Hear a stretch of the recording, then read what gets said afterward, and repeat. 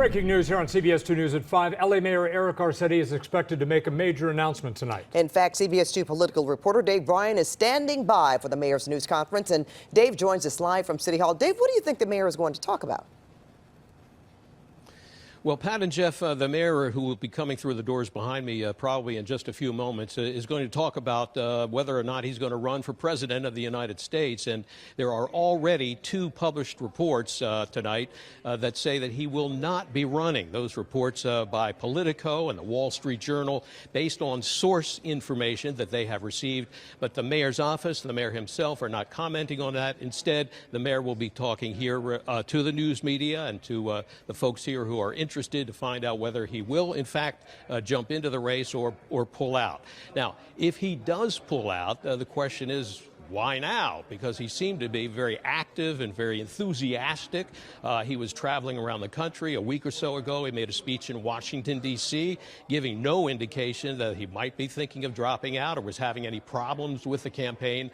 And in fact, he raised money for Democrats here in California, but also for Democrats in some of the early primary states as well. That's certainly something that a potential candidate would be engaging in. So the question is, why now? There are certainly a lot of possible reasons. And again, I want to make sure that you understand these are just reports based on source information. The mayor himself and no one here at City Hall has announced that he will not be running. But if he's not going to be running, it certainly could be, number one, because Kamala Harris, the senator from California, seems to be off to a flying start. And if you think about it, the mayor, if he's going to make a serious race for the presidency, is going to need to get California delegates behind him. Let's face it, this is where the mayor is a known commodity. In the rest of the country, he's new. People don't even know who he is.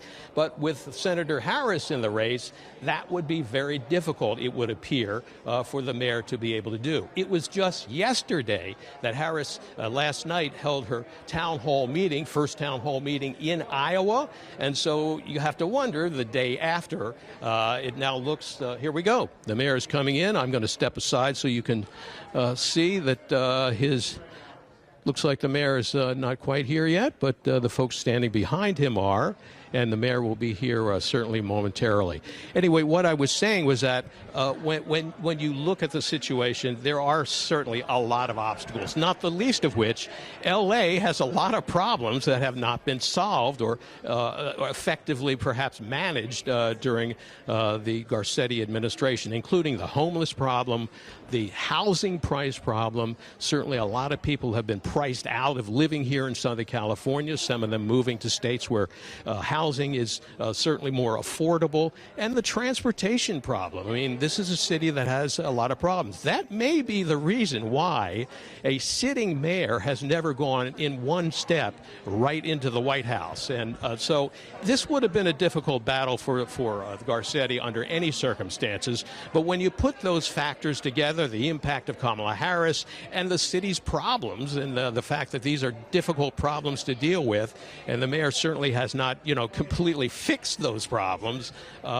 This is a campaign that perhaps, again, if those reports are correct and if the mayor is dropping out of the race, those could be some of the reasons. So, Pat and Jeff, that's what we have from here. We're waiting. The mayor should be here momentarily. Some of his supporters and folks. And now we're getting a 30-second warning. So this is a packed house here for this announcement. Cameras not only from the local stations but all over the country. Here's the mayor. Now we'll listen to see what he has to say and end the mystery for the day. Here he comes in just a moment to the podium. Good evening, everybody.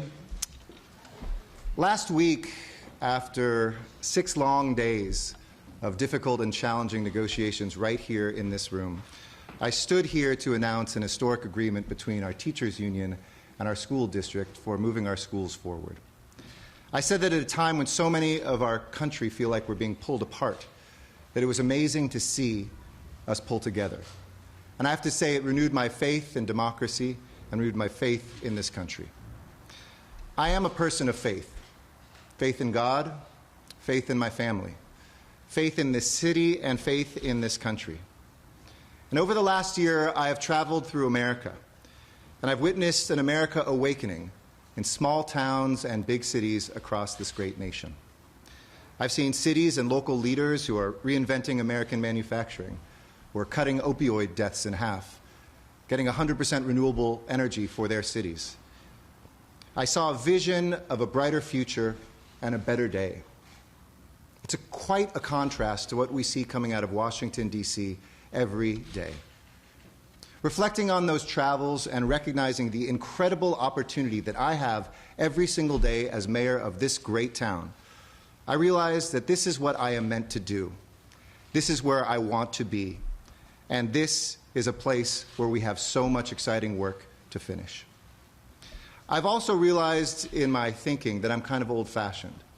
It may be out of vogue today, but I kind of believe that whenever possible, you should finish the job that you set out to do.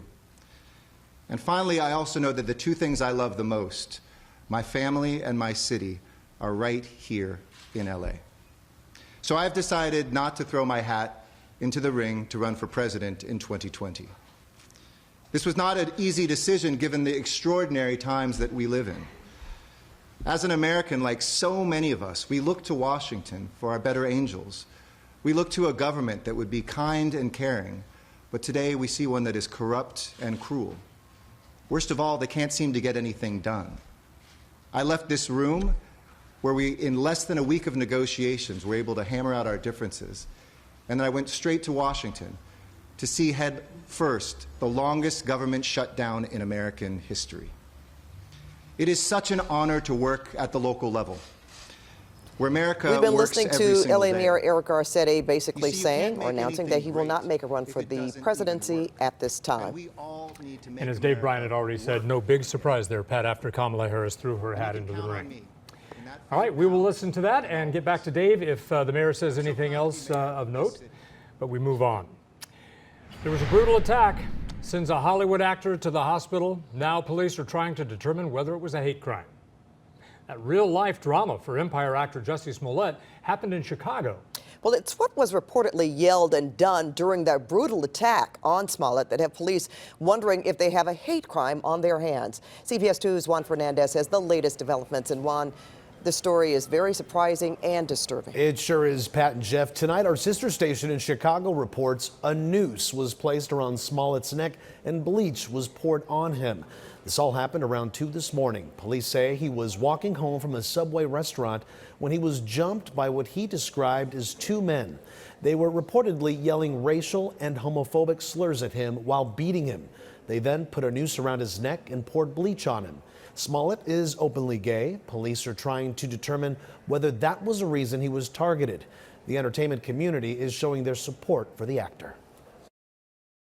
You didn't deserve, nor anybody deserves, to have a noose put around your neck, to have bleach thrown on you, to be called die it, or whatever they said to you.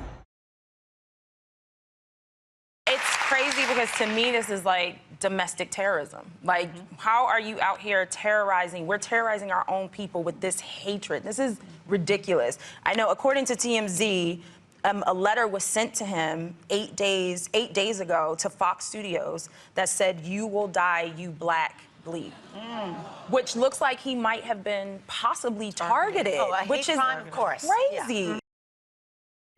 Well, Smollett was treated and released from the hospital. Chicago detectives are searching businesses nearby the attack for any of the surveillance video that might be available. Well, we have a reporter working on this story tonight, and we'll have an update for you on CBS 2 News at 11. In the newsroom, I'm Juan Fernandez, CBS 2 News.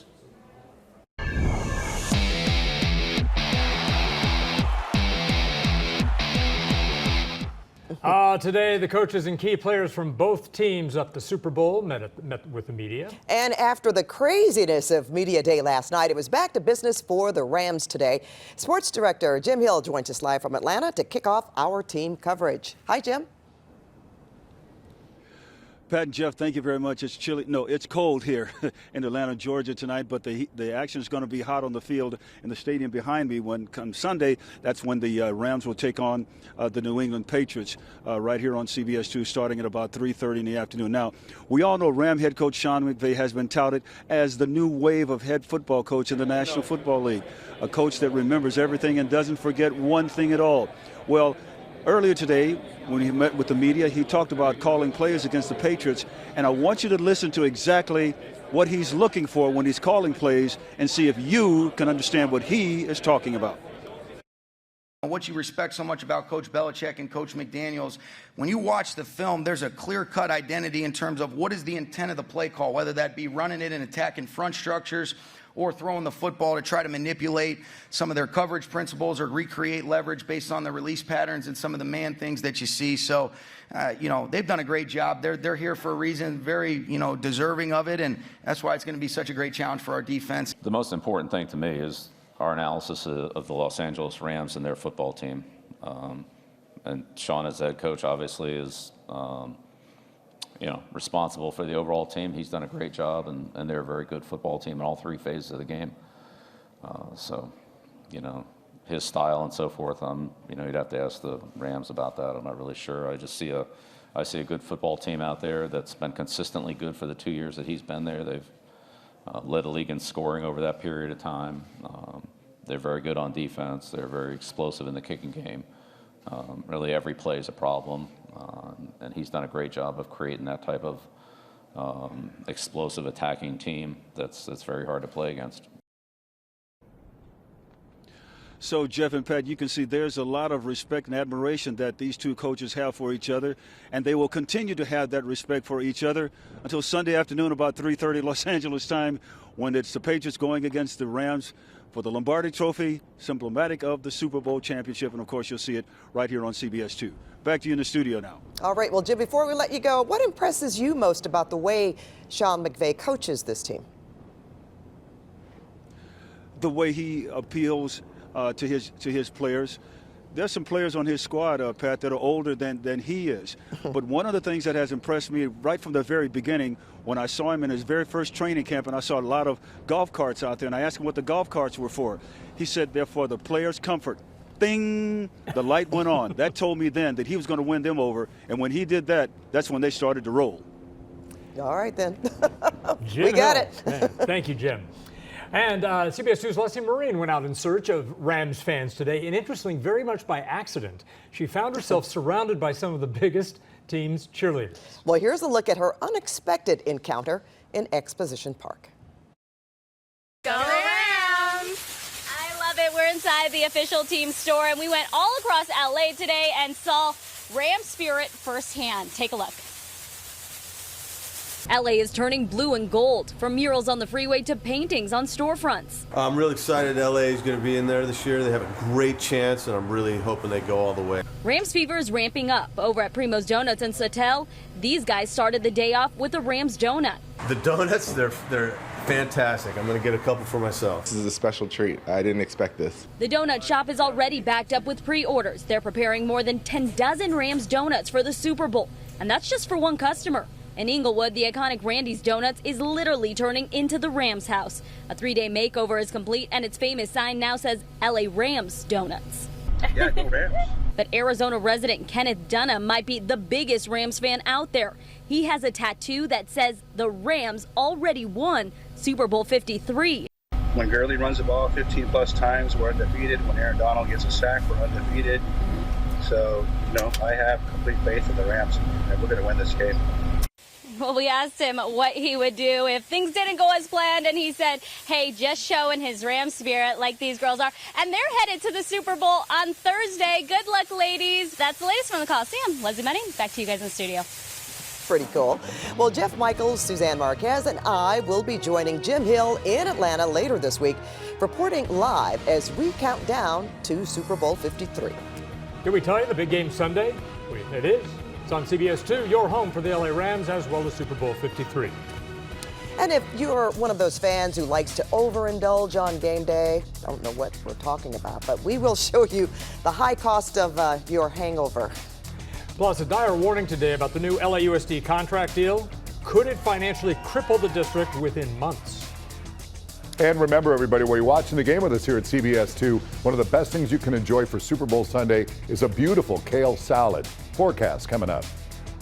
Thank you, Garth. And a brutal attack on two women caught on camera. That story is live next, right here on CBS2 News at 5.